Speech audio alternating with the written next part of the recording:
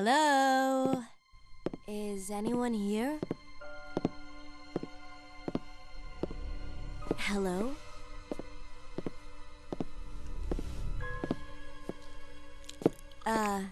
Hello? In this story, we take a look at a married couple that happen to get lost on their way to their honeymoon. The young man's name is Terry and his wife's name is Deb.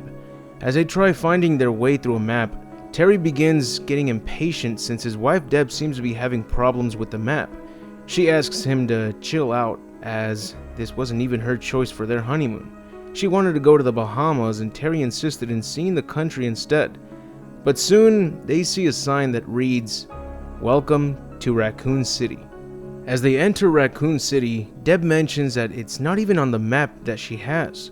But Terry doesn't plan on changing routes, as he feels that they need to take a break and get something to eat. They soon arrive at a cafe known as Emmy's Café. The newlywed couple walks in, and Deb mentions that she hopes they have a bar as she could really use a drink. The cafe appears to be empty, and the only customer turns out to be a police officer by the name of Tim. He's seen having a discussion with the waitress, who mentions that she's glad that he dropped by because it's been a really quiet night, but he ends up leaving as soon as Terry and Deb find a seat. The waitress takes their orders and then goes into the kitchen to let the cook know what their orders were. When she sees the cook, she notices that he doesn't look right and asks him if something's wrong because he looks terrible.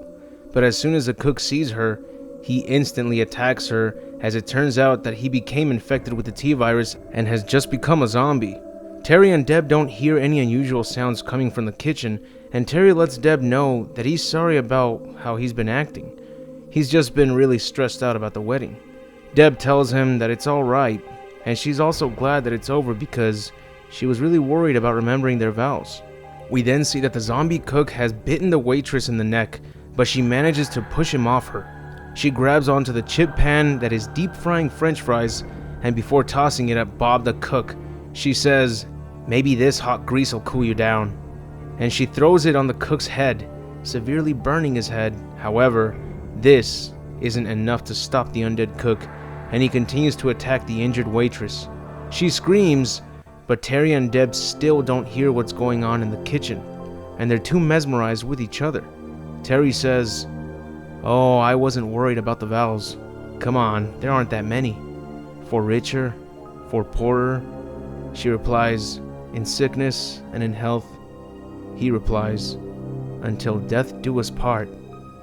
But then, the undead cook crashes their wedding vows and attacks Deb, biting her on the neck.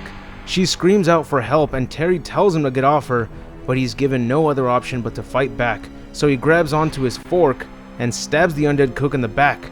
This does not injure the undead cook, but it does pull him off of Deb, and it then decides to attack Terry as well.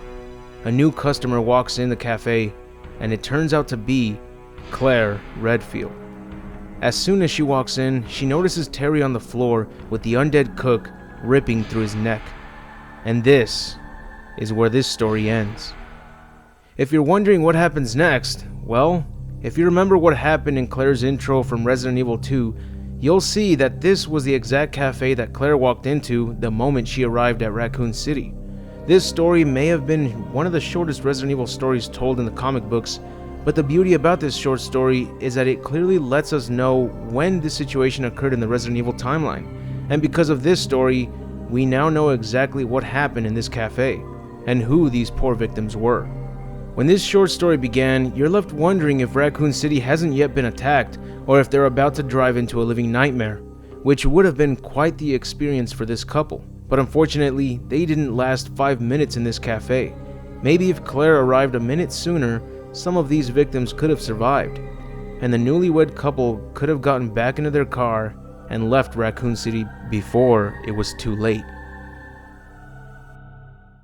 And that's it for the video. I hope you enjoyed the video, and if so, please leave a like, share with others, and subscribe for newer videos. And if you'd like to see some extra content, or you'd like to see your name at the end of the videos, then feel free to support the channel by donating a single dollar to my Patreon. There are also additional perks for donating more than $1. The link is on the description, along with the link to my Facebook page, Tumblr, DeviantArt, and Twitter.